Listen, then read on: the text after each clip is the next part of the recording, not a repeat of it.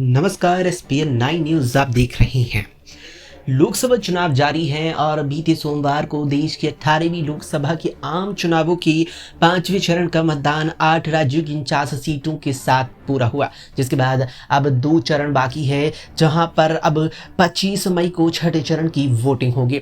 इस बीच बताते चलें कि बिहार में अब तक 5 चरणों के बाद 24 सीटों पर मतदान की प्रक्रिया संपन्न हो चुकी है, जिसके बाद अब छठे चरण की 25 मई को 8 और सीटों पर वोटिंग होगी।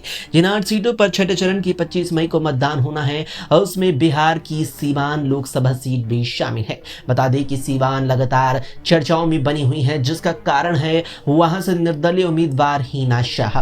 बताते चलें कि हिना शाह सीवान से सांसद रहे सैयद शहाबुद्दीन की पत्नी है।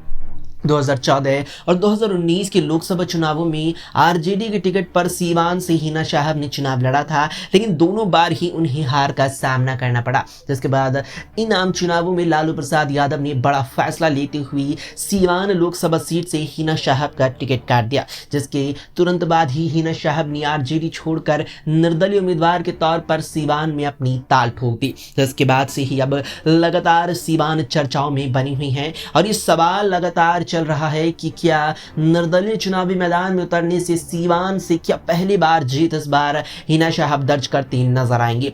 इस बीच पूर्णिया लोकसभा सीट से कांग्रेस नेता और निर्दलीय उम्मीदवार के तौर पर चुनाव लड़ने वाले और वहां के ही पूर्व सांसद पप्पू यादव ने भी सीवान में पहुंचकर हिना शाह के समर्थन की बात कही है। पप्पू यादव ने साफ तौर पर कहा है कि वो सीवान से निर्दलीय चुनाव लड़ रही हिना शाह का खुले तौर पर समर्थन करते हैं। अब जब पप्पू यादव ने खुले तौर पर हिना शाह के समर्थन की बात कह दी है, तो उसके बाद से ही ये माना जा रहा है कि क्या अब हिना शाह यहां पर जीत दर्ज करती नजर आएंगे।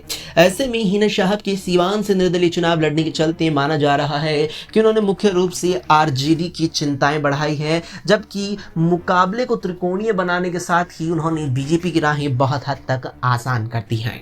फिलहाल के लिए इतना ही। देश दुनिया की तमाम खबरों के लिए देखते रहें एसपीएन 9 न्यूज।